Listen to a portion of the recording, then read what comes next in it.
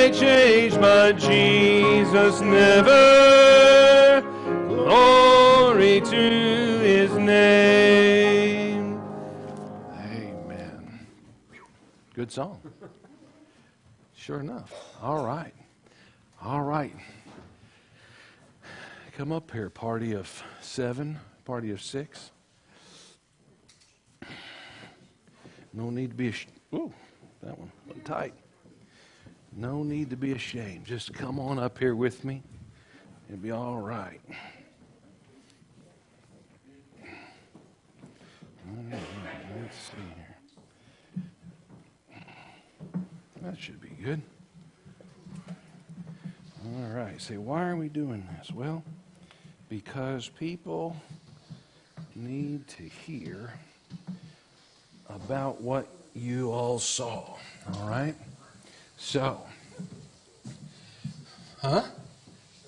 Nothing. What's that? They need a taller microphone. They can hunch down just a little bit. All right.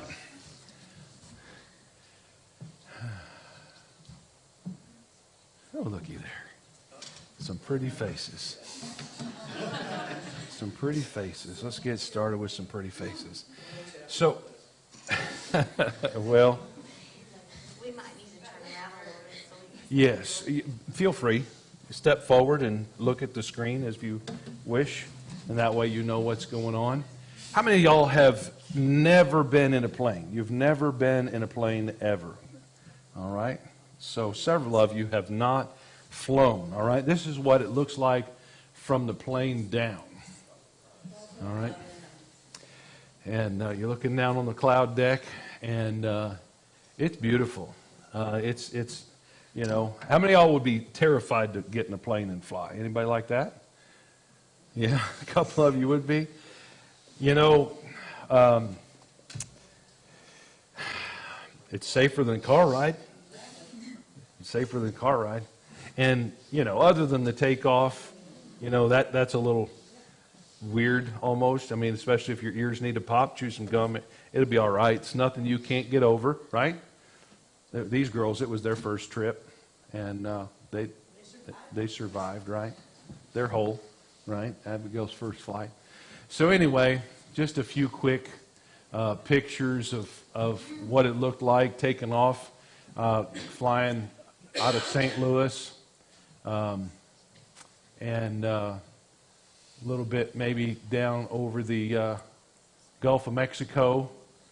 And I think that's where this was at, or right about there. And everybody had cameras and took pictures, and I ended up consolidating all those yesterday. And there's a lot more pictures, a whole lot more pictures, hundreds and hundreds more pictures. But I think we have enough here probably to talk about. This is down at Texas. You had to ride a tram. You land in one place, and to go to take off internationally, you have to ride the train to get to the other, so you can get there without running. But anyway, it's kind of a neat little thing. And then now we're flying down over the Gulf of Mexico, and see a little bit of mark down there where there's probably a ocean liner down there in the sea, clouds, and there's a picture of some islands. As you're flying down closer, you can see the land there. Some islands out in the ocean. There's the truck that we rented. Toyota pickup truck, full drive, diesel. And this was, Nissan. It was a Nissan, not a Toyota. I was thinking of what Rachel was looking for. But anyway, here's a picture. We was stopped at the gas station and getting a restroom break, and this is how the kids like to ride when we're on Honduras, in the back of the truck. This is Brother Richie's new truck. You can see the sides around it, but this one doesn't have a canopy. Most of his trucks have a canopy over the back to protect you from the sun while you're riding back there, but this one didn't get a chance to do it. He was up most of the night working on it, he said. So Carson's riding in the back. Everybody else has gone out to go into the restroom, and yeah, he's protecting the luggage. Brother Richie was inside, but Yeah. And with these racks around it, yeah, it was fairly secure, I think. But nonetheless, you can see how happy he is he'd be riding in the back of the truck. I'll have to be honest with you. I've never seen Carson smile so much or so big as he smiles in Honduras. Now, I can't say what that means or doesn't mean. I'm just telling you what it is. He likes being in Honduras, it seems like. So this was at our hotel. There's our truck parked right there. The hotel is made in a big box shape, and the courtyard in the middle, you actually park inside. And then right in front of to the back of the person with the camera is where the rooms are at. In August, Tammy and I stayed up on the top up there, and in that place. And I think the owners or the managers stay in the back there. But anyway, that's kind of where they gathered every morning, waiting for me to come out, reading their Bibles and just getting ready for the day. But this was the very first morning that we were there, and it was a rest morning.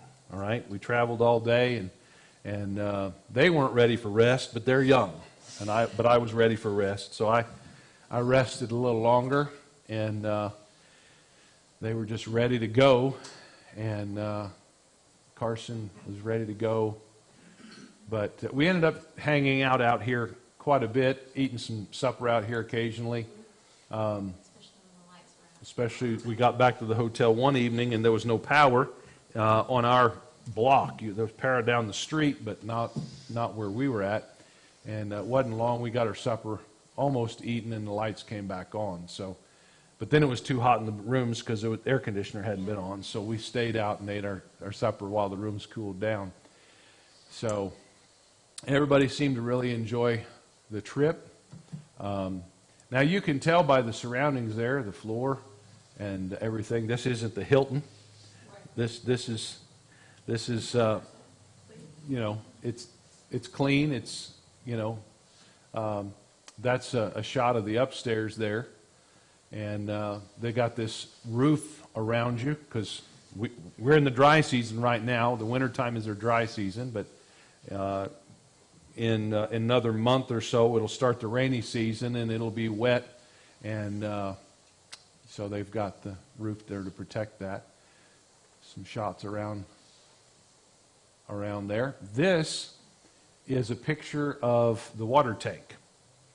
Okay, some of you have heard this, we've said, but basically the city water is on and off. It's on when they want it to be and off when they want it to be. But what happens is they fill this tank up with water, and then that gravity feeds down to all the rooms. All right? There's no hot water. It's all just one knob, and you turn it on and you get what you got. Right? The showers are sometimes, how many of y'all had shower heads in your room? Some of you just had a pipe sticking out of the wall?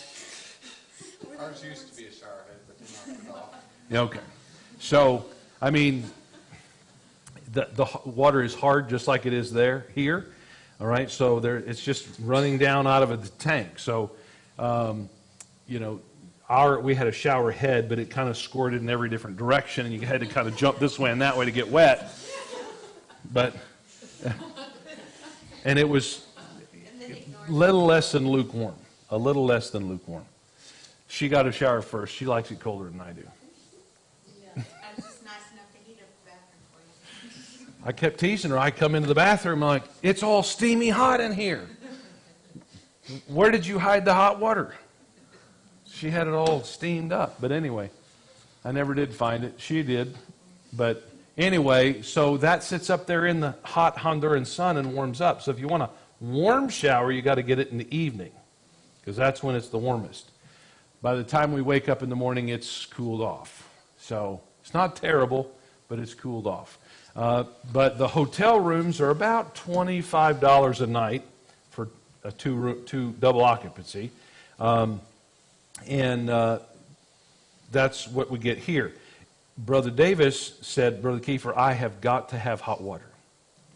So we got him a hotel 2 or 3 blocks down They had hot water, but it was $60 a night. I said, hot water is not that important to me. I will take a cold shower. They did provide breakfast for him, so that was an extra benefit. But he said, you ought to think about coming to this hotel. I said, well, for 4 rooms, for 11 nights, I can't afford it. We'll stay here. So, breakfast.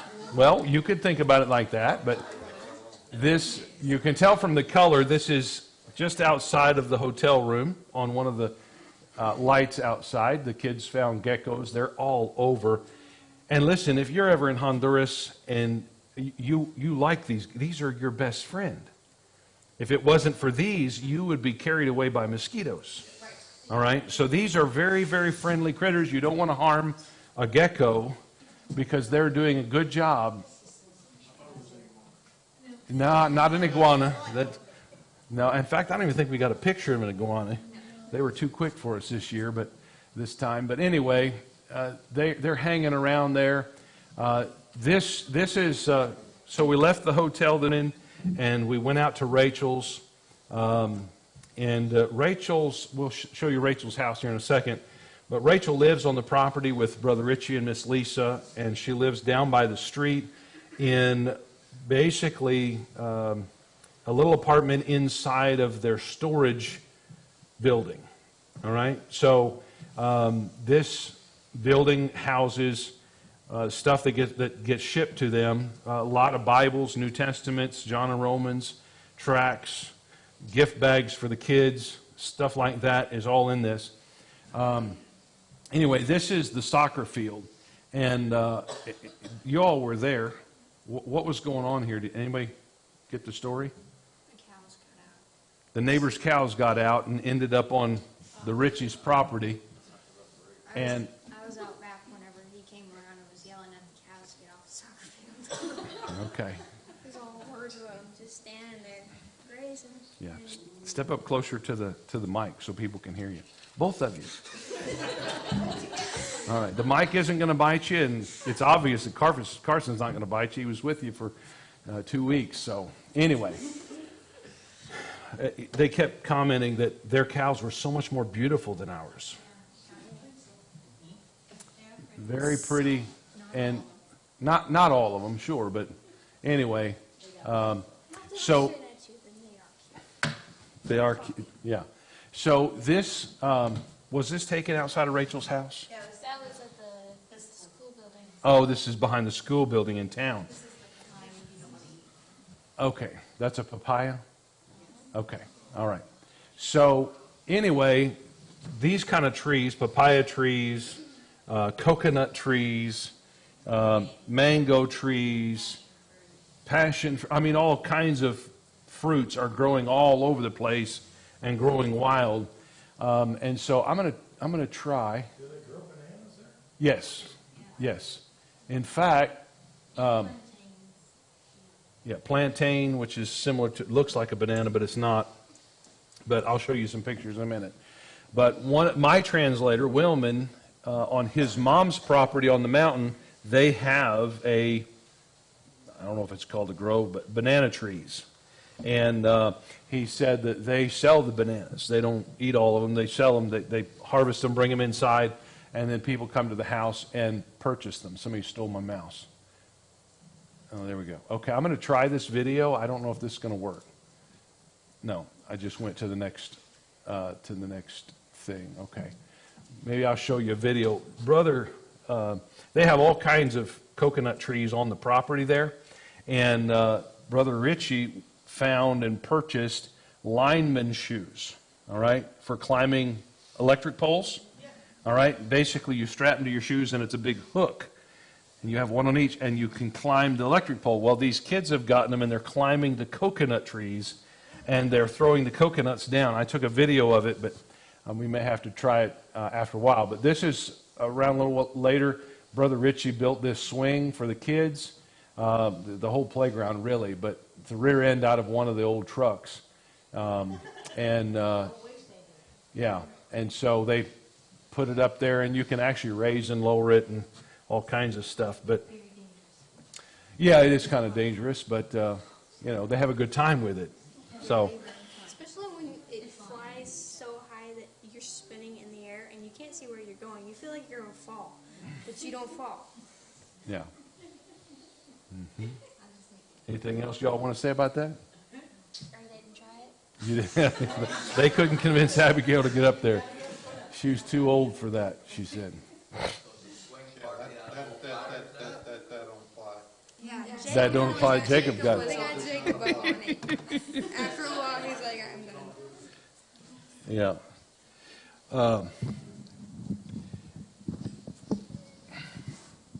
Jacob is here. He's the one hanging like I know, this. that's why I'm handing you the Well, microphone. he was doing acrobatic stunts on it. He was hanging from his knees, hanging from one hand, and he's only this little 8-year-old. I'm going, how are you doing this? Who was it? Japheth. Japheth, He's okay. flying through the air and he's hanging from his knees. Uh-huh. So anyway, yeah, they have a good time with that stuff. There's Abigail sitting off on the right over there watching, observing, ready to administer first aid. But anyway, they had a good time out there. This is what the goal was for the first day there. This is Rachel. This actually is the church building right next to Rachel's house. And these boxes were originally in Rachel's house, but they have a bad termite problem in Honduras. Because of the soil and the humidity, the termites like to find these boxes of Bibles, and they get in there and they start eating. So they had to go through them, and these were in Rachel's house.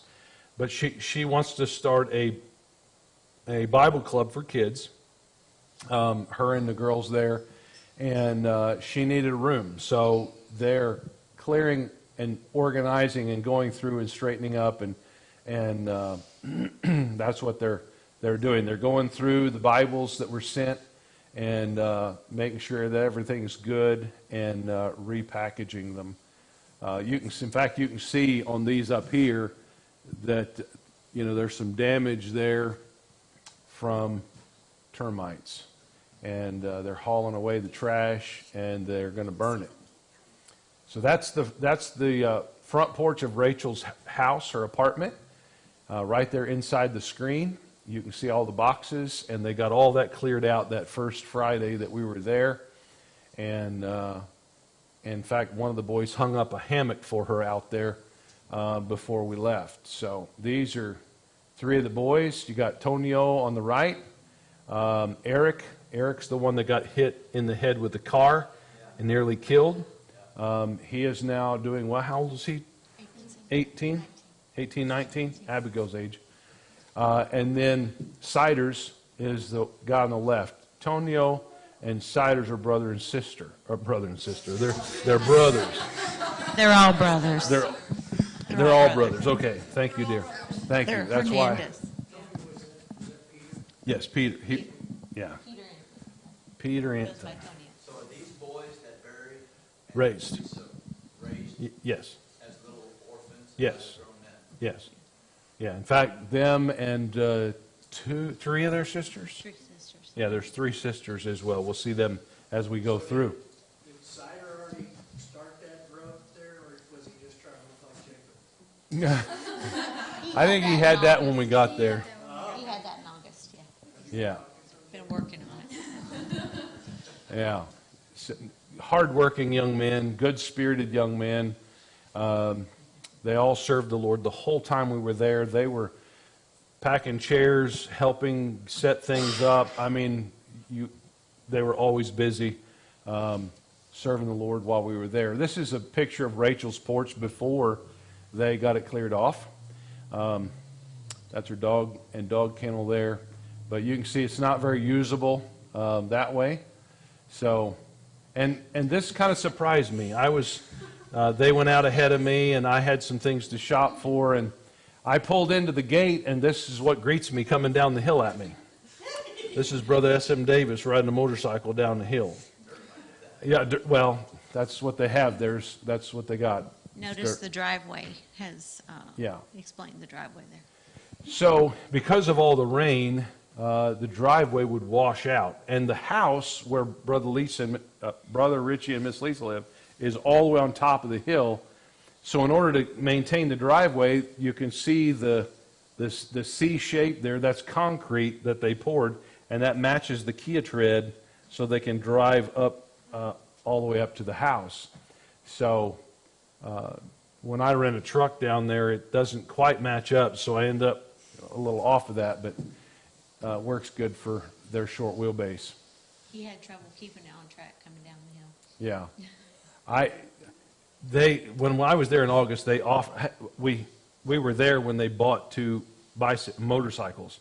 And I used to ride. He says, "Oh, Brother Kiefer, jump on that and take it for a spin." I said, No. Maybe if I was out on the farm where there was grass I could fall to, but I am not going to take off on Honduran streets and be taken home in a bag or in an ambulance or something like that. So anyway, I thought better of it, but he couldn't resist. So this is our first Friday evening meal. Brother Richie there on the right, Miss Lisa just beyond him, and this crew in the front. Brother Davis there, he's getting in with it. Miss Lisa had made food. We brought street tacos out, and ciders there or Tonio's on the end. Anyway, one of his sisters. We'll get a better picture. But this is in the dining hall up at the property, and that's the outdoor kitchen back there. The pila where they wash dishes and sometimes wash clothes is on the right side of that. But there's a brick oven on the left in the dark side of that, and So Brother- is this part of what you all built before, where you had 2 or 3 different stories? no, this is at the lighthouse property, the orphanage property. Okay, so all this was built before my first trip down there. It was built How long did it take? 20 minutes probably to get from town out here 20-25 minutes, something like that. That's where. Yeah. Brother Richie said he might need to change his ceiling fans there. Yeah. Notice the ceiling fan up there. Yeah, because The humidity. and this is what happens if you put an indoor ceiling fan outdoors. All right, they're made out of pressed board, so after a while they warp and then they look like that. So one of these times when I go down, I need to take plastic ceiling fan blades so he can have the boys replace them, but they don't bother turning them on anymore, and they don't have orphan kids there anymore because of the government situation. So we carried the welder and the hypertherm plasma cutter down there. Went well, didn't have much problems, and so we were able to take pictures and send it to Brother Tom Davis, and he was very appreciative. His only question was, well, didn't you use it? No. I was using a different tool while I was there. I was preaching. But you can see the Z-Moto in the back, the 3-wheel motorcycle. Brother Richie won't buy any more of those. That's junk. The trailer, he's had a long time, but all the school desks, that's for the school, that was donated by one of the other missionaries that has recently come home. So that's ready to go as soon as they get the bars welded into the school building. And let me say this, if anybody has a question or if any of you have a comment, please jump in, okay? Have I passed something? Yes, Brother Wallace? Do they have coconut crabs down there? Coconut crabs. I didn't see any. They're Did- got big claws on them, like they take the coconut and just rip it apart. Fortunately, I didn't see any of those. I didn't see any of them. I might have got on the motorcycle, or I might not have needed it. So here they've moved everything over and got it stacked up into the other building. And I was explaining earlier the water. Down here, this is the Fargo of water. This is a big bag, the Fargo of water. Inside are little bags. They're about like this. And can't explain to you how they get the water in there, but they seal the water in there, and you bite the corner of it off, and you suck the water out. Okay, that's how you get a drink. Brother Richie had a cooler. We bought ice, we bought water, and we we put them in there every day and hauled them to wherever we were at. And because one of the problems that they have down there is clean drinking water. You go on the mountains, you go into some of the places, and they use open wells like they used to use here in America in a lot of places. Well, birds and bats and ducks and whatever falls inside of that, right? And it's not clean. A lot of places have gone to the big tanks. That's what Brother Richie has. That's better. But if you don't clean those every once in a while, you can still get the bacteria. So anyway, you got to have clean drinking water. And what Brother Richie does, because we share water, when we go on the mountain or go someplace, he takes the bags of water and he puts them in a cooler with a bag of ice. And then as people need water, they reach in and grab it. Well, you have dirty hands. So they always put bleach water in the cooler. So when you're cleaning your hands and the bags are cleaned by the bleach water. But anyway, it's a way to keep from getting sick. And fortunately, we didn't get sick. But I chose not to suck on the bag. I bought a bottle of water at the store, and then I would take the bag and I would squirt it into the water, into the bottle, and drink out of the bottle. But anyway, this was in the back of the truck as we were heading out one of those days. This is the view going up the mountain. This was on the first Saturday, and you can see the truck, my truck's there, and one of the other Kias is behind. Brother Richie, we got pulled up on the mountain, and we were pretty steep yet, but he decided to stop and take some pictures. And so the kids were in the back of the truck taking some pictures. I think that's probably Carson laying on the top of the truck there.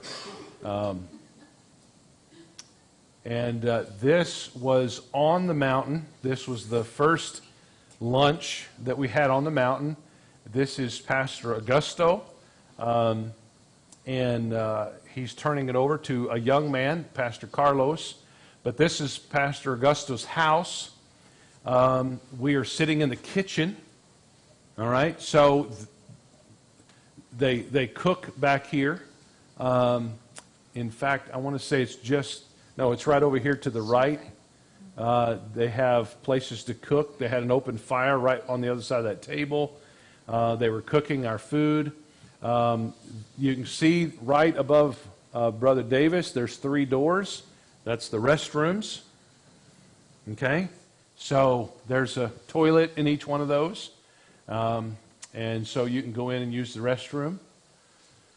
Talk to anyone you want to outside.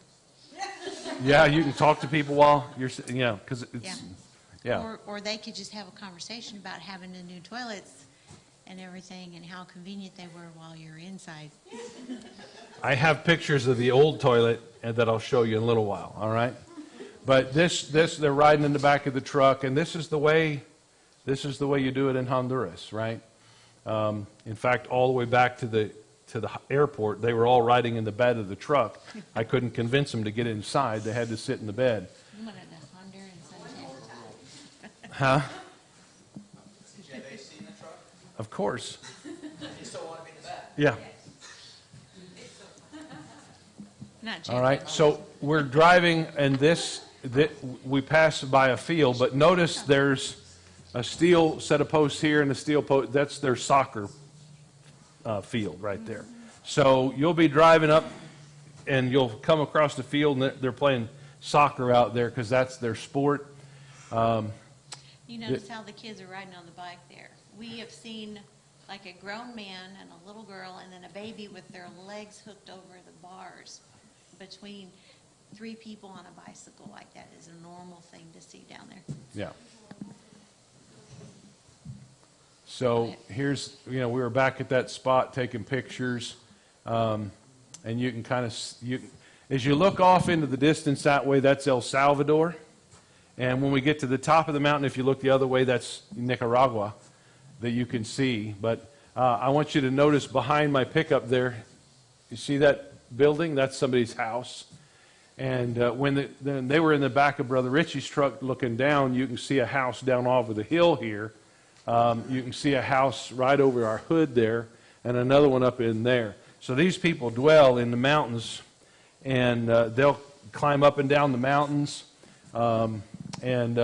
You might notice these stalks right behind the truck. That's corn, maize. They grow corn there, and they just, they don't plant it like with a tractor and a planter. They go through and they put the seed in the ground, and it's on a hillside, and they harvest it that way. So that's the road. All right. Notice we're all huddled on the right side because that was the smoothest part. But there's a little bit of better picture of the view. Got a bird flying in the scene there. All those light spots on that mountain are corn. Right. Mm-hmm. It could be like this, and they still got corn planted on it. Yeah, if they find a spot to plant corn, they'll plant corn because that's one of their staples, corn and beans. Just beautiful scenery. Looking back down over where we had just come up from. So that's looking back towards Chalateca. You can see water back there. That's the inlet down there. And then we stopped and took a picture, a group photo shot there. Brother Richie, Brother Davis, my family, Carson, and Alan jumped in there. Alan is Jenny and Alberto's son. Lisa's not with us this trip. One of the other boys was taking the picture for us. So do they grow rice down in the bottom of them, or is that in? Yes, you got to have flat wetlands to do that, but yeah. And they'll grow rice and they'll grow shrimp. So they have shrimp farms in those bottom low parts where they'll let the water come up and have like a shrimp farm. So I don't know if you can see this well from the back, but they're standing right along a barbed wire fence that is right on the edge of falling away into nothing, down into the bottom. So, but this is a common place for stopping to take pictures. And see the big smile Rachel's got there right up front. She is tickled that her family is there with her. It's about halfway up, right, where we're at there. And you can see, it's green right now, but this is their dry season, and we're up in the mountains, so it's not, a lot of the other pictures are drier, but we're I don't know, we're up a little ways into the mountains. This is at the church. I had just gotten out of the truck and took this picture. There's a retaining wall right here. That is where I did some preaching, and they do youth there. There's a road that goes down in front. I would point out this neighbor's house here, and there's a dome right behind it. You might not be able to see it. In fact, I think the next one, no, I thought the next one was zoomed in, but they have a big brick oven back there. So anyway, they make all that stuff, and What's that stuff in the foreground? this is mud bricks. This is a stack of mud bricks, and I don't know what the plan for that is or was. They have the foundation here of another addition for the church, Sunday school type building. There's gray or brown right back behind this. That's more corn growing. It was common. I actually have a picture of corn that they harvest. This is inside the church building. This is one of the older church buildings. This is a mud brick building. And when I was there in 2015, I paid to have it painted because all the paint was falling off. And once the paint falls off of a mud building, then the rain starts disintegrating it. So they have to keep it painted or it will fall apart. But they got a new metal roof on it, and Yes. yeah. The first time I was there, I don't think they had electricity. In fact, I'm sure they didn't. By the second time, they had electric running up the mountain, and they had electric up there and light bulbs. So This is Wilman, my translator, Rachel and Abigail over on the music. And Brother Richie found a GoPro camera somewhere down there, and he was recording everything on GoPro cameras. So we weren't able to stream anything, but he does have it all recorded. So we took Rachel's piano up all the mountains with us. This is the church group that afternoon. And I want to say this to you all. Most of our meetings happened, this was a Saturday. The next day we were back for Sunday. But then we had Monday, Tuesday, Wednesday, Thursday, Friday, Saturday, Sunday, all meeting days. This is a third world country. They're still under this economy. If you don't work, you don't eat. You don't get a government check. You don't have an employer. If you don't work, you don't eat. So the attendance while we were there is actually really, really good, because a lot of these people would get up early, they would do their work or whatever, but this is a sacrifice for them to take off to hear and to spend time with us and to hear the preaching. So I just want you to have an appreciation. Obviously all of us are right in the foreground. They always wanted us sitting up front, even though you're not really understanding what's going on a lot of the time, but they wanted us up front. Pastor Augusto is right here behind Bethany. You can see him. His wife Suyapa is next to him, but he is the pastor that got this church going under Brother Richie's direction, and doing quite a good job with it. So Brother Davis preaching, notice the St. Louis Arch there.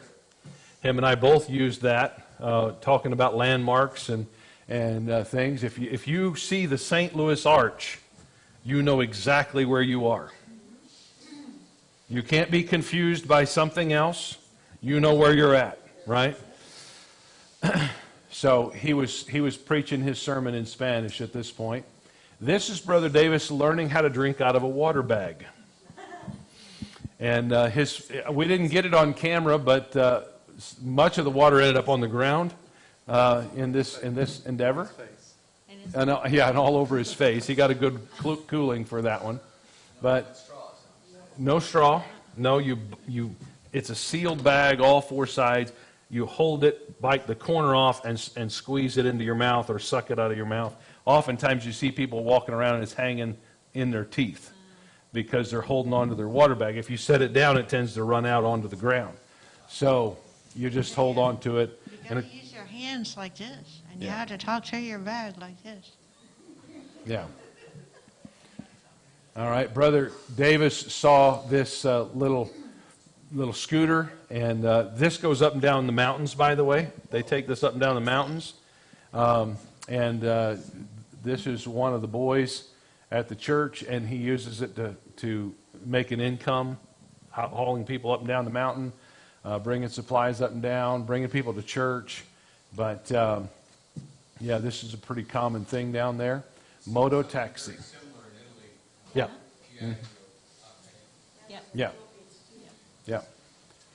All right. This was our lunch the first day, and I have to say, Suyapa is a good country cook. Yep. She made us fried chicken and rice and a potato salad. I thought I was at home. It was good. Of course, the potato salad was a little different, but anyway, I want you to notice that at our table you don't see any Hondurans. In fact, you don't see any Hondurans back here. This was in the kitchen area, and it was under shade, and they separated us out and said, "This is fried chicken, this is for you." They served spaghetti to everybody else. Barbecue sauce spaghetti. And they used barbecue sauce and ketchup for the red sauce. But that's how they like it. Okay, so we as a church paid for the meals, and so I took money down and I gave, everybody had an allotment, every meal, every church got for each day that we were there, 2,000 lempira, which is about $80. And they fed the whole congregation for $80. This church is probably, other than the church in town, one of the wealthiest churches, even though it's on the mountain. There's a lot of industrial people there. Brother Augusto is a belt maker. He makes a lot of leather belts and sells them. He's got a shop in town. There's a lot of folks doing stuff there that other places don't have. But anyway, they probably killed one of their chickens and fed it to us for the meal. But this is for you all, and we're over here. All right. Now, I said earlier about the corn. This, Tammy, I think it was, took a picture as we were driving by. Somebody's harvested their corn. These are ears of corn, and this is out in their yard, and they just bring it in. They're out off the side of the mountain, put it in a bag, carry it home, dump it in the yard, go back and get the more. Because if you don't get it harvested, somebody else is going to harvest it for you. So you got to bring it in. And then both of the days we went up Santa Teresa, this is what met us on the way back down. 2 boys, one on a motorcycle, one on foot, bringing their herd of cow up the mountain for the evening. All right, every day that we just kind of had to drive through the herd of cattle, and it was interesting. And then on the way back to the house, this is also a common sight. A guy on a motorcycle. He's had a metal rack built. It's a motorcycle with bread. Right? Okay. And he's got, you probably can't see this, but those sacks hanging down along the back are hot dog buns, basically. They use that kind of bun for a lot of things.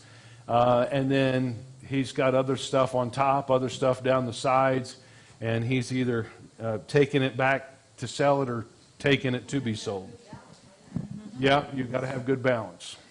So, Brother Richie and Miss Lisa and her bag of water. And, yeah, and a little bit closer, a little grainy, but anyway. And then her and my wife sitting outside during one of the breaks. Again, she's got her bag of water. And our kids got to do a lot of singing while we were there. Sometimes with the guitar, mostly with the piano. I actually had videos that I was going to play, but I think we're going to run out of time. This is at Santa Teresa, the first church, and I'm preaching with Wilman there. We're outside. This is the environment. Okay, mud floor, dirt floor. But I actually preferred this spot. Because in the building, in the church building, it was all adobe. It was closed in. It was hot. The wind wasn't blowing. But out here, I had a breeze. But there was other distractions that I will get to. Notice, there's chickens. Notice the table up on Pigs. I mean, you're preaching along, and anything could happen. But when I got there, they said, "What?" I said, "What am I preaching on?" And they showed me this little short table. And I said, "Is there any way we can get this higher?" And they're looking around. I come back later, and they've got it stacked up on blocks. I said, "Hey, I'm good with it. Whatever works." So anyway. The chickens were the first ones to the altar. He got to near the end of his message, and the chicken was sitting right there in front of his table. Yeah. It sat there for a really long time. Finally, it just gave up and left. Yeah. This was the youth meeting that day. This was where we ate our lunch, but notice the chickens and the dogs are back there as well. And there's one of those cornfields all along there, and they've got a fence around it, try to keep the neighbors and the cows and horses and everything else out of it. And they all lined up for a picture before we left. And this was a common scene as well. This was in front of the church, a guy riding by on a horse. And this was the ride back down the mountain.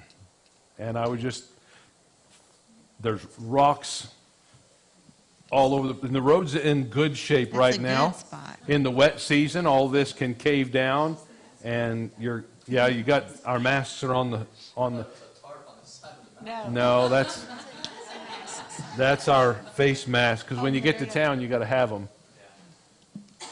But notice the dust. And right now you can actually see, there's actually times that I could not see for the dust and the sun in my eyes and the dust on the window. But notice the kids are all piled up in the back of the Kia down there riding. And then we got behind this truck here, and that's a big water tank on the back of his truck or something like that. And then this is street food. This is where we ate in the evenings. One of my favorite places anyway. But this was right down from our hotel, and this place didn't open up until mid-afternoon, and they shut down about 4 o'clock every morning with loud music going, and they were selling food all night, every night. So Brother Davis and I, we had eaten from this place the first night, and I told him how good it was, and so we decided to go ahead and eat, and we ate there inside a little room. You can see Rachel and a couple of the kids walking down the street to us. But what this man is doing is he's cutting up, he's slicing open the bananas. These are green bananas. These are green bananas, so green, they're hard like potatoes. And he has to use a knife to cut the skin open and then peel it out of there.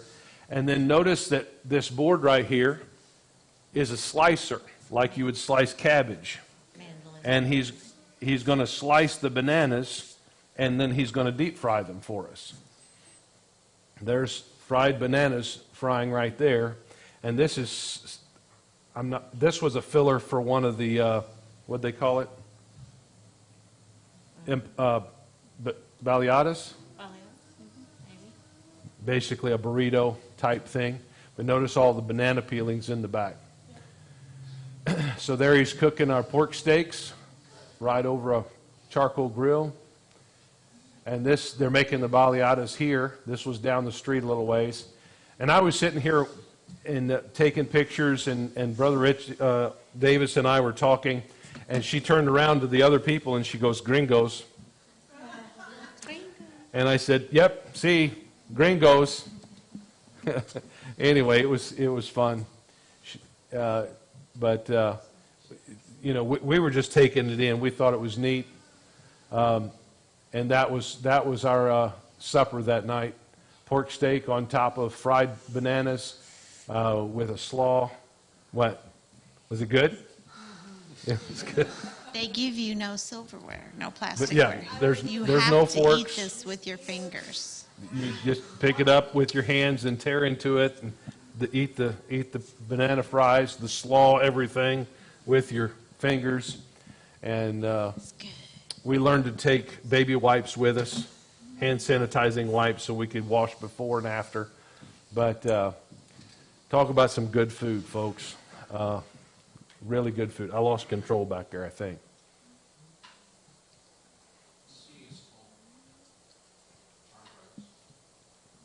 Okay.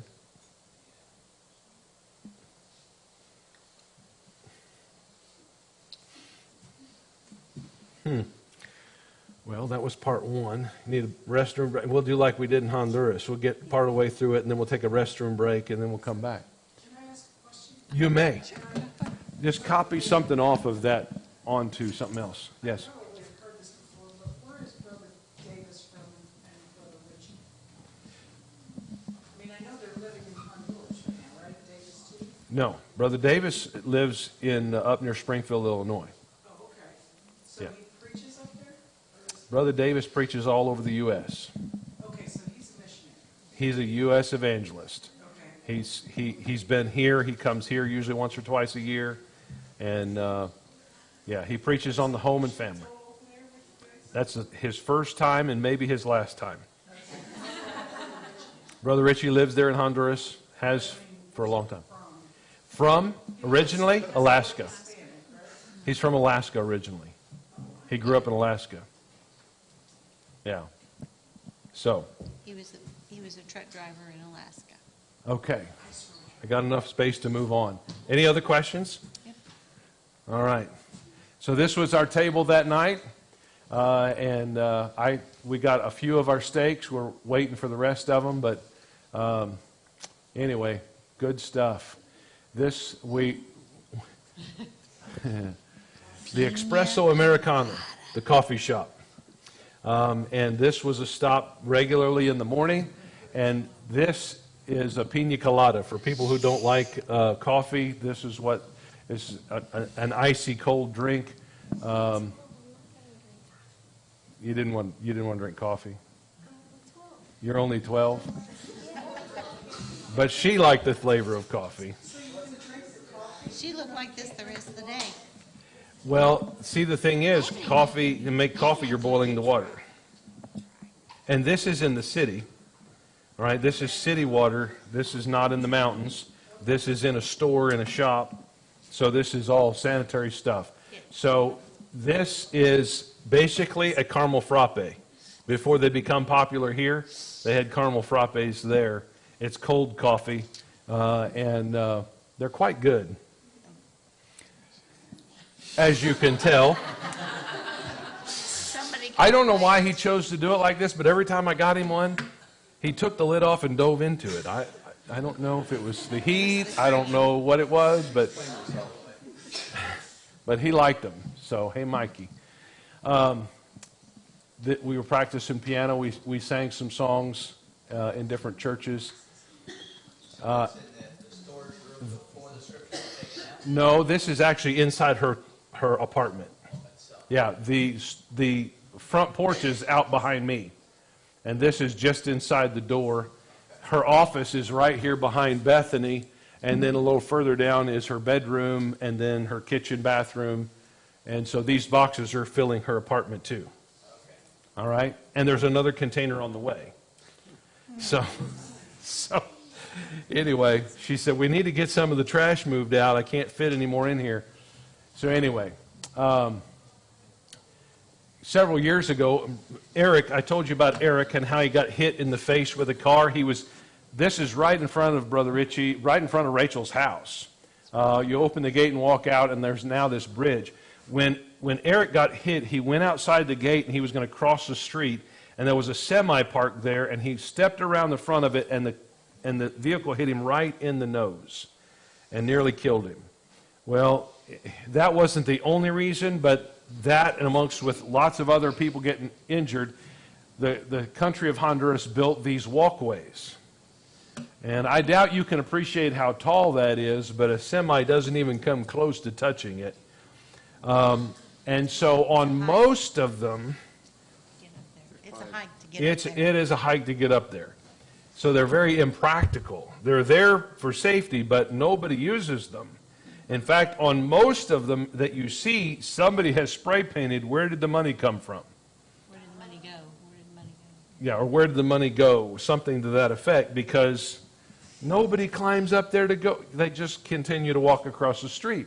You almost need an elevator to get up there. So I didn't climb up there. Brother Davis thought he would, and several of them did, but I wasn't into climbing. But anyway, those now are throughout the interstate system all the way down. And this is the Pan American Highway right here. All right, so this highway comes all the way up to the U.S., goes all the way down into South America. So there he is, way up top, taking pictures. This is Pastor Renee, Light and Life Baptist Church. This is one of the first churches I worked on.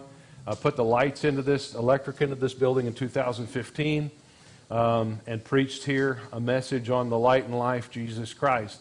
But this was right when we were getting started, and as we went along, the crowd continued to grow, and by evening we had a pretty good crew, but it was hot. This was Monday, and it was a pretty good day. This was the response at the altar after the preaching. The guy in the crutches doesn't have a leg. This is the school building that we've been working on building. We were there before we headed out that morning, and they were looking up at what had been done. So there was a few pictures taken up on the second floor. We took Brother Davis down to the shopping district, and you can see all the goodies there. We bought several trinkets, and I bought my pots down at this store. How much did it cost? What's that? This pot, probably $2. I don't remember exactly because it's in Lempira, but The red one over there was 100, so it was yeah, $4. this was 100 Lempira, so that was $4. Okay, this one was almost nothing. This one was a little bit more. So are they like handmade there? Do they get stuff from somewhere? Or? Yeah, they're not handmade here. This is just like a touristy stop, and they do have stuff. I mean, there's a press here for, I think this is for lemon and limes and stuff, but all this is aluminum pots and pans, fishing nets hanging there, and different ladles and seines, bird cages. I mean, you can get sombreros and all kinds of goodies there.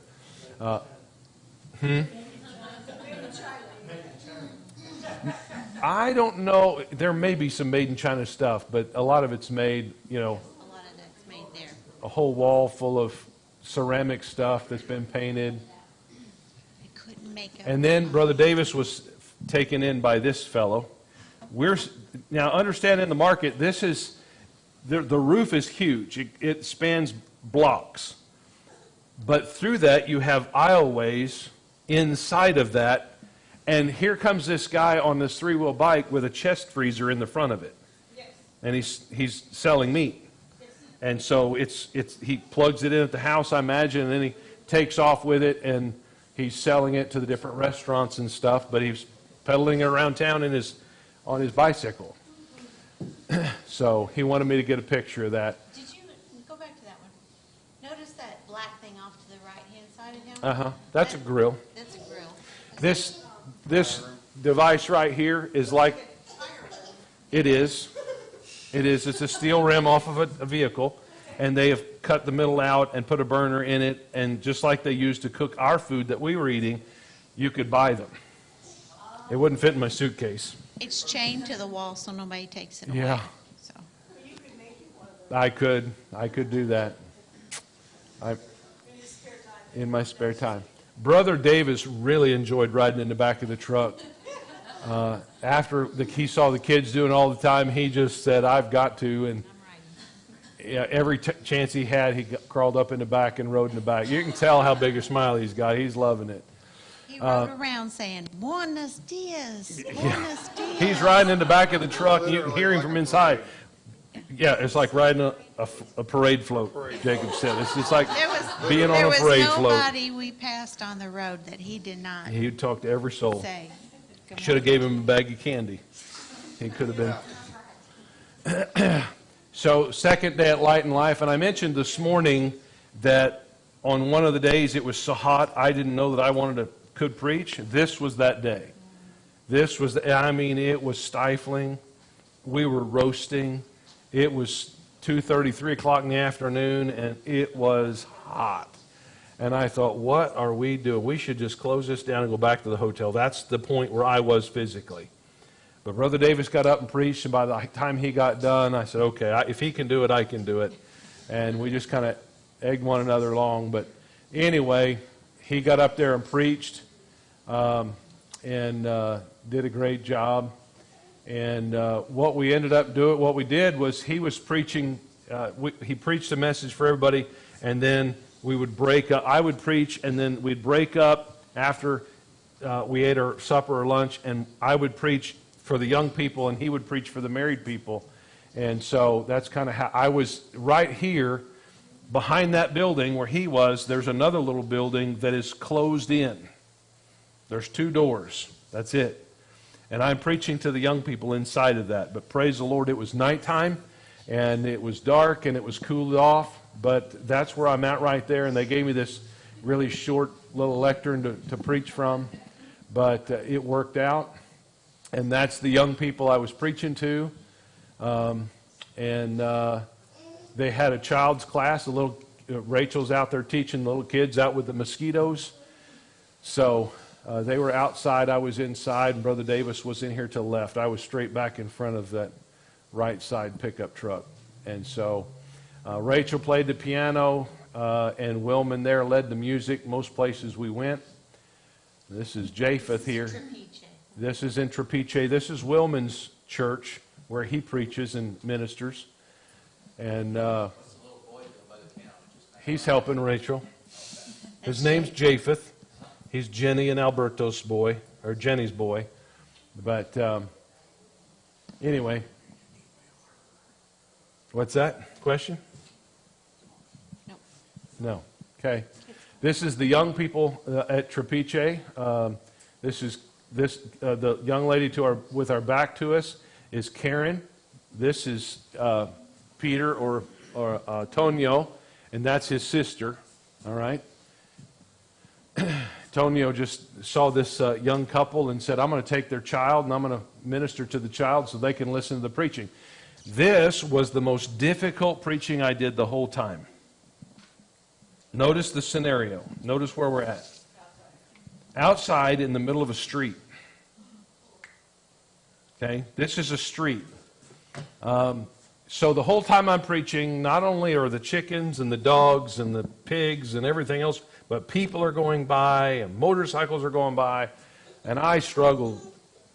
But the people seemed to do okay, but I was terribly distracted by everything going on. And notice right behind me, there's a dog. He kept roaming around under my feet. There was a white one that just kept walking like a guard dog back and forth. Right over the kids there, you can see there's a metal-sided building, and then behind this block building there is a pole building with big plastic wrap, and that was the kitchen where they cooked their lunch.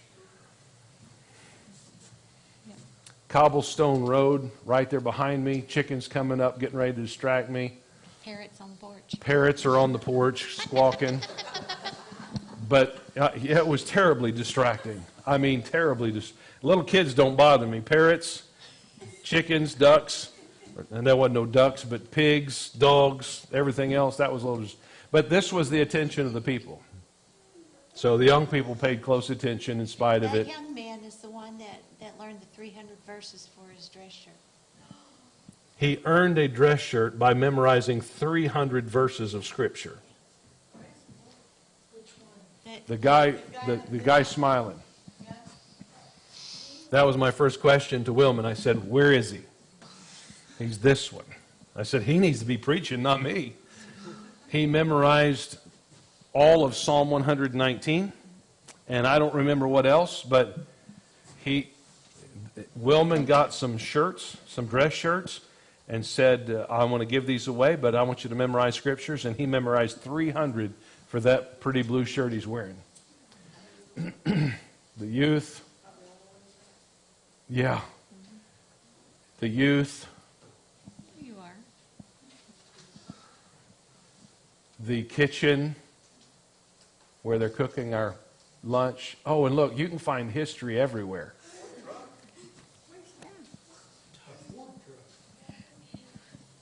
This is a water tower, some kind of historic marker here. And we pulled up. Notice what's behind it. Wing Street. Pizza Hut. Pizza Hut.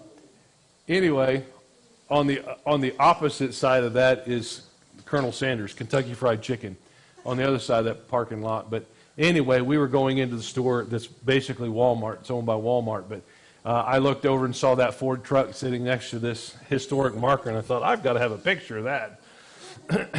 Somebody's worked hard to keep that truck on the road, I'm going to tell you right now. But we were in the store. My wife snapped a picture of this. That look familiar to anybody? It's only about $1.60. 39 Lempier, $39.60. So you can buy those cheaper in Honduras than you can here. This is red beans.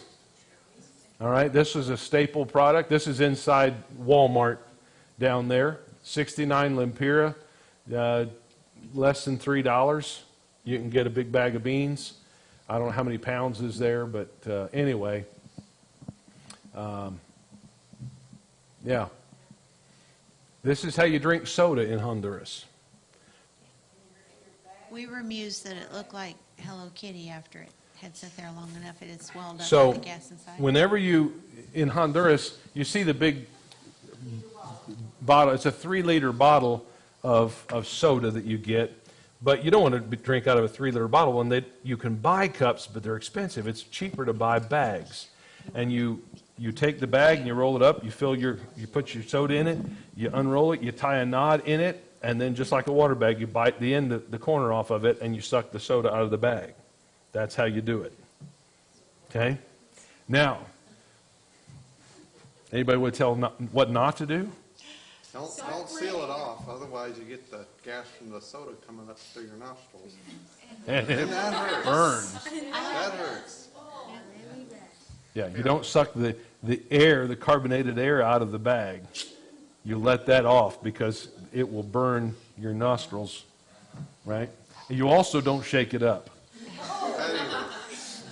You don't drop it. If you do, run. Right. So just from pouring it in there, tying it off, and setting it down, this is what the bag looks like. All right? So you got to be careful. You got a time bomb there. This is the kindergarten. This is what they've built since August. Right around August. They had part of it up when we were there, but this is where the kindergarten classes are going to be. This is right behind the school. This is the view from the last mountain church we were at. This is looking over El Salvador. I know this looks like a similar view that you saw, but this is actually from a different mountain. You can see the coastline down there. Tiger Island. Tiger Island. Just gorgeous. I mean, if I showed you all the pictures of all the scenery, we'd be here all evening, but all of these different places, like right along in here, that's all cornfields. This is inside the church. This is the new building. They have the old building over there. And this is Come Unto Me Baptist Church is what this is called. And they've got the sides. It's all grading so that the air flows, but they're not secure buildings. You can lock them, but if you can't leave a piano in there, or guitar in there, stuff like that, they'll steal it.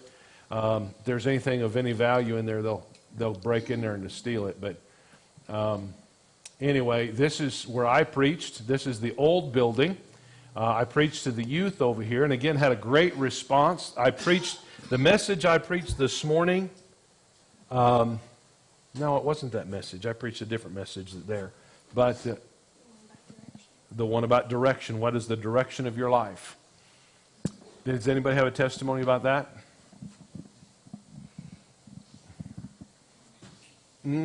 What's that mean? Looks like an iguana. This is the mountain church that we did not eat the food. All right, we paid for the food.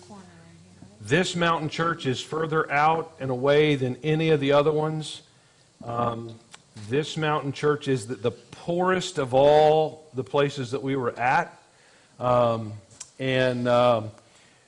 We had the least control over the preparation of the food. So when we got there, nobody was preparing anything. Brother Davis preached. It was hot. We split up, and I was preaching to the youth. And when I walked through the side door there, my nose said, "There is something in this room. There is something in this room." I said, "Where is it?" And my translator said, "What do you mean?" I said, "I smell my lunch. Where is it?" He goes, "They're cooking it." I said, "I didn't see anybody cooking anything." So I began poking around, and what I found under this sheet right here was our lunch. It had been there who knows how long, prepared in the heat.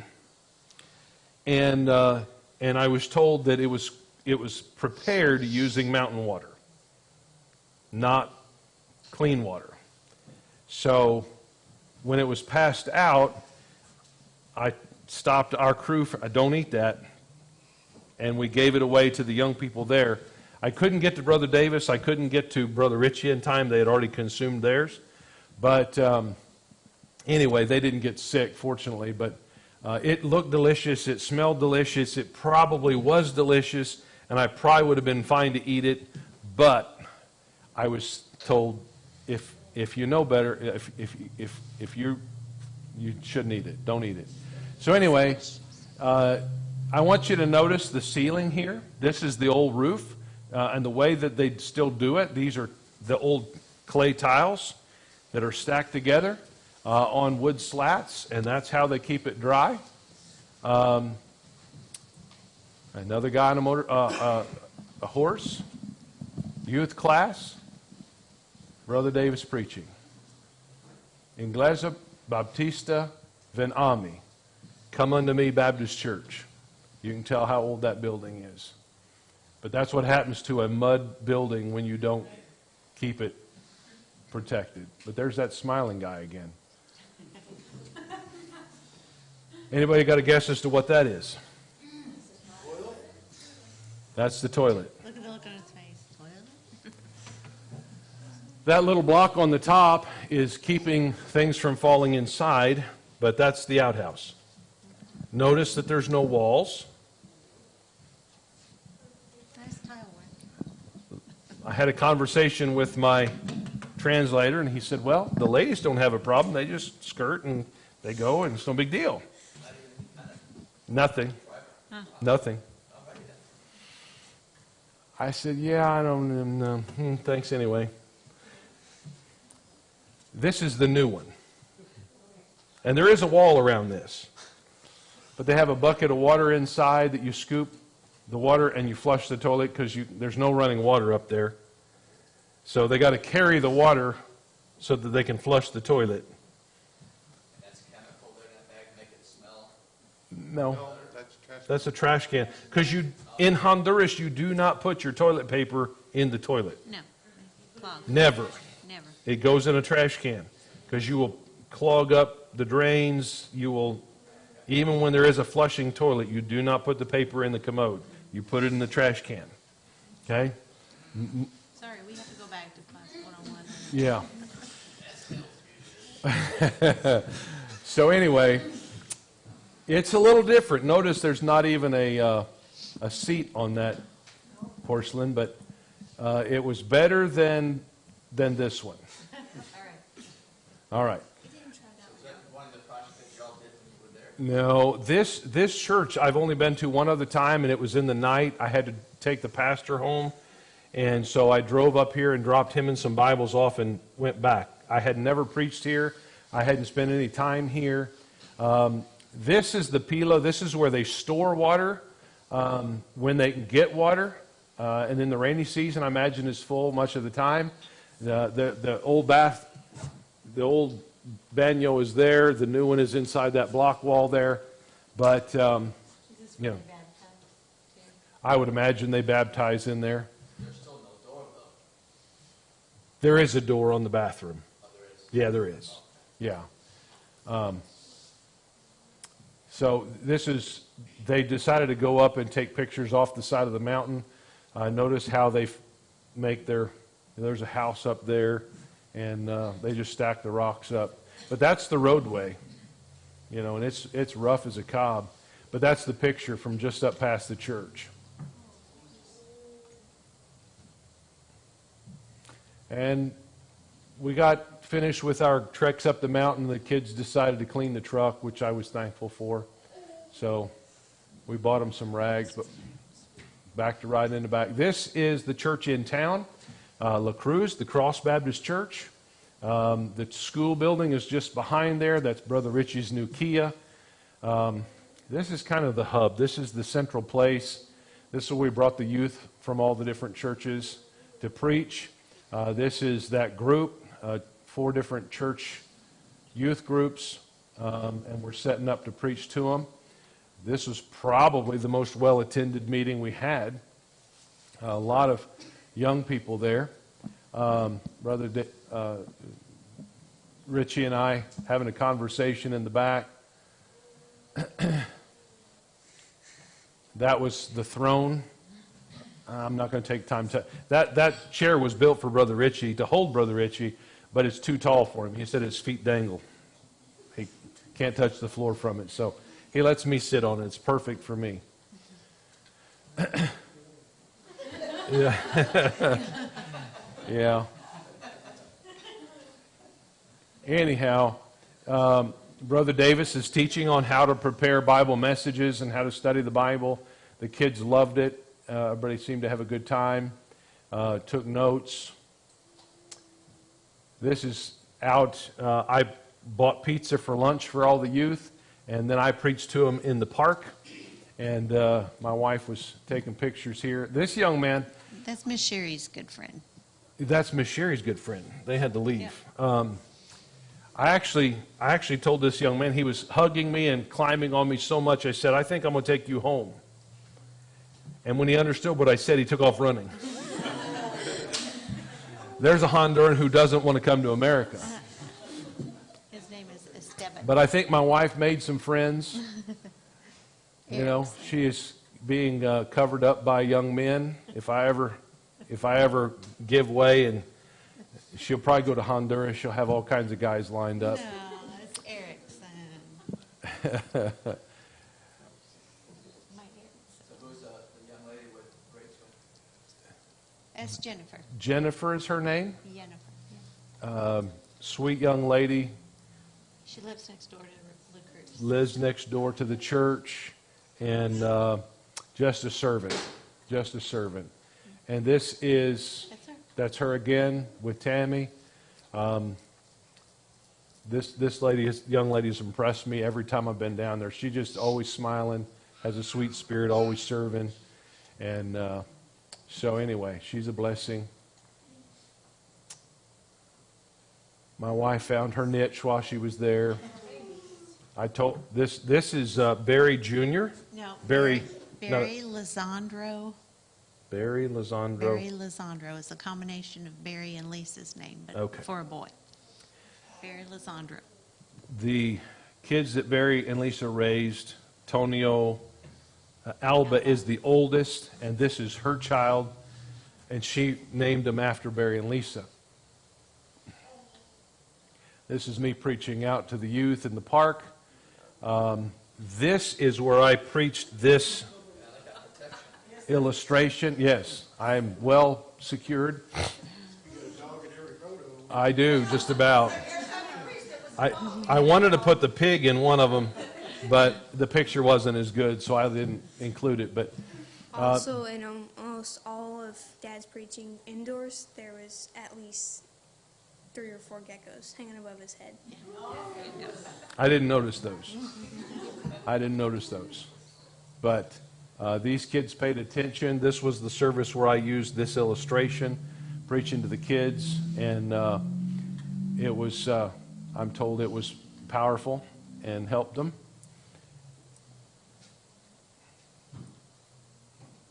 And then we're back. When we got back into the building, I was given the task to close out the meeting, and it was hot, hot, hot. I would have rather stayed under the pavilion, but this is where we were at. And then afterwards, this is where I found our kids up in the tree.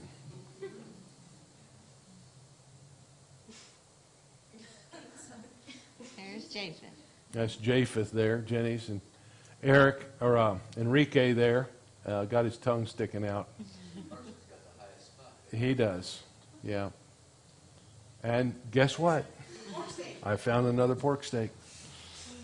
I wanted to take a picture of this roof because I had explained this to some of you. This is a clay tile roof. It's made with fiberglass, and then they take clay and they form it into these panels, and then they poke holes, and a wire comes down around and hooks on the beam, and that's what holds it on there. And so it's hot.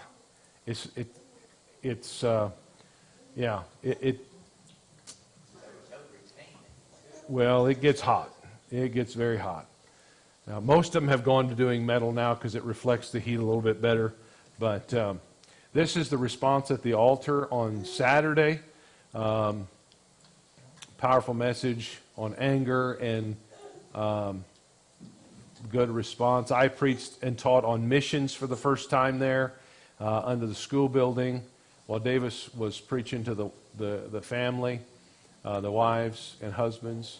No, this was at the end. I said, we're going outside for this preaching, so everybody was included here. But at the end of that message, Miss Luz was the pastor's wife of this church.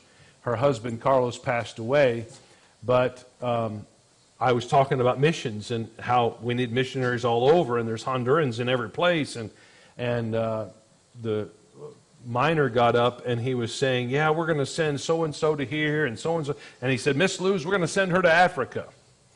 And so when the service was over, I went to Luz and I said, you're going to Africa. And I was so excited. I said, you call me and we'll help you. We'll support you. And she was just embarrassed. She goes, I think this is my home. I don't think I'm going to Africa. But anyway, I teased her about it, and it was cute. Brother Davis loved riding in the back. There's Alba with baby Barry and Ciders. All right. Did Alba stay the whole time, or was she one of those that left? She's one of those that ran away, got pregnant, did the typical Honduras thing. But she's back in church and trying to raise her kids in church. So Their mother just died in November. yeah, there's that smiling guy again. And yeah, so there was our last Sunday. This is Pastor Miner. He came to our hotel Saturday evening and said, Pastor Kiefer, we have these gifts. And he gave us the T-shirts. Oh, my kids probably didn't bring theirs, so I got mine. But he said, we're bringing you these shirts so maybe you can wear them tomorrow. And I went, preach in church in a T-shirt. I've never done that, at least not on a Sunday morning. But okay, that's what you want. So I shared that with Brother Davis and gave him his shirt. He goes, I've never preached in a T-shirt. But if that's what they want, and so I said, well, if he can do it, I can do it, and I'm not compromising anything. So anyway, we preached Sunday in our T-shirts, but I don't know. I think so. have it. Yeah, it's coming. It's back There he is. He's in the corner. Yeah, I'm not preaching yet, but anyway, there was the altar call Sunday morning. God just worked in people's lives, and you can tell how much Rachel liked having her family there. And this was the group. They all wanted a picture. So, big group, boys group. And then Sunday night we went over to Rachel's, and the Honduran ladies and Rachel made us a meal. Honduran tacos and mixed with some American tacos. But they prepared a meal for us. Brother Richie and I got some opportunity to fellowship that night. Even inside the truck, the mosquitoes were getting to us. So, that's it. That was long. Now,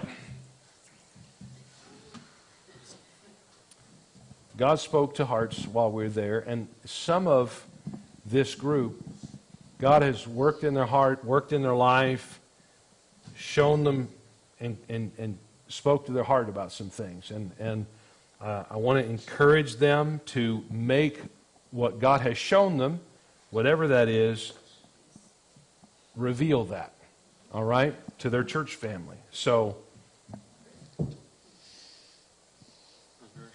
sure. Guys go first. That's not the rule during VBS. Lead the way. I haven't told Pastor this either, but something that spoke to me. There was something he mentioned about Pastor Reese, the man down in Nicaragua. And then during the mission message, the only thing that stuck out to me was Nicaragua. Mm-hmm. So I'm praying and about Nicaragua as a mission field for me.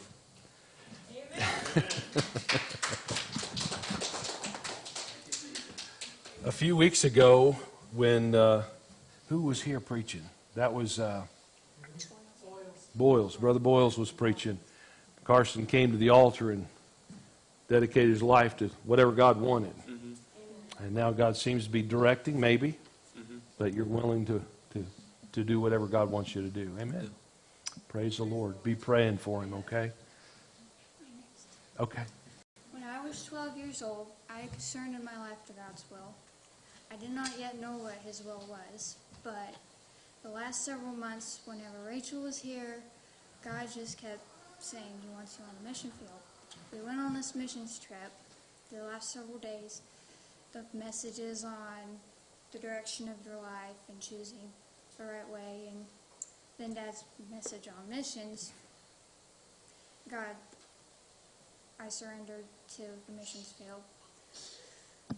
And then I asked God for assurance.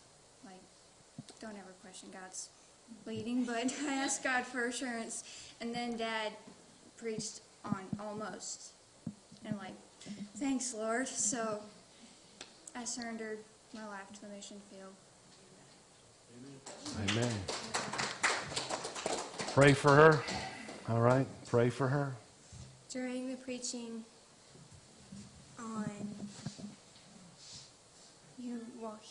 you hear preaching on don't be a seat-warming Christian, and I never imagined myself being that kind of person until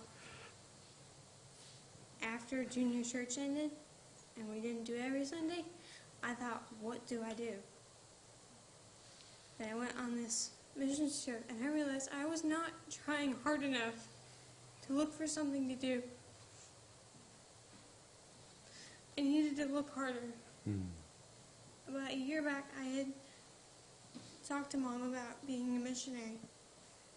And I felt it was God's will for me to be a missionary. And I gave my life to Him on the mission trip.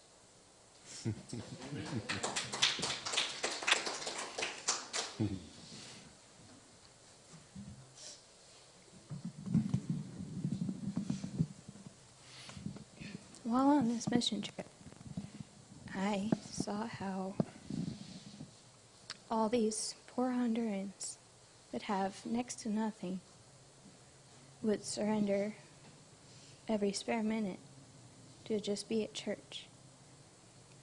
I surrendered to do whatever God asked of me. I have surrendered to His will, whatever that may be. Abby surrendered to do whatever God wants for her. So she pray for her as she looks for God's will. She's 19, going on 20, and looking for what God has in store for her. So, amen. God do anything special or specific in your life? Where you no pressure. I'm just asking. No clear direction. Okay. All right.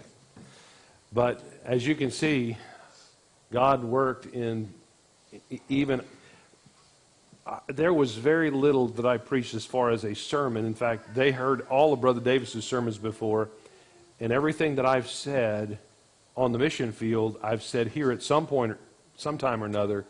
But sometimes it's a matter of the perspective, where you are, what you're looking at. Mine eye affecteth mine heart.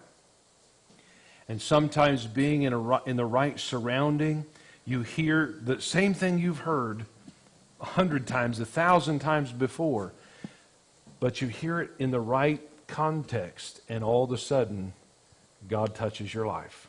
And this is what all that's about. So I praise the Lord that God worked in these young people's lives, gave direction to them. The same can be said for many people there. And, I just praise the Lord for them going. You want to say anything? Okay. Then I'll say this. I realize that it's a sacrifice to go on a missions trip. I realize that it's it can be scary to go on a missions trip, especially if you've never flown or never been out of the country or never done anything like that before. But I can tell you that they were never in any harm, right? Eating the pork. Well, I don't know that I watched you all the time. Maybe. There's a few times that Jacob nearly pushed me over the edge. Oh, did he? Okay. And riding in the back of the truck, going up the Rocky Mountain, I was standing on the edge of the truck. I told Carson, if I fall off, I'm falling off. Tell them to stop and hope I live. Well, anyway, yes, there's geckos. Yes, there's iguanas. Yes, there's stuff. But, you know, God is in it. Brother Walsh, you have a question? Yeah, how was the landing there? The new airport? No, the new airport is, I mean, the St. Louis airport was, No, I mean down there. I'm just telling you, it was like landing in St. Louis. There was a new airport. What was it? Older. The airport, at the old airport, the runway was the second shortest runway anywhere in the world. It was the, yes. Now it's fun. Now Very it's exciting. It's no big deal now. But yeah, at the old airport, when the plane's wheels touched the ground, every brake, everything was put to a stop, and you felt the. Well, probably so, but the point is, they have a new airport. You don't even have to be scared of landing in Honduras anymore. So, you know, if you say, well, preacher, I'd go, but I can't eat street tacos. I got to have a Wendy's burger. I can do that. I can't eat Wendy's. I need a Burger King. I can do that. They Well, have Popeye's chicken. They have Popeye's chicken. They have Dunkin' Kentucky Donuts. Fried Chicken. Little Caesar's Pizza. Pizza Hut. Little Caesars. I'm just telling you, if you're scared of something, there is little reason to be scared. And like I told these kids going up to the last church on the mountain, I said, do not put anything in your mouth without looking at me first to find out if it's okay. See. Yes, sir.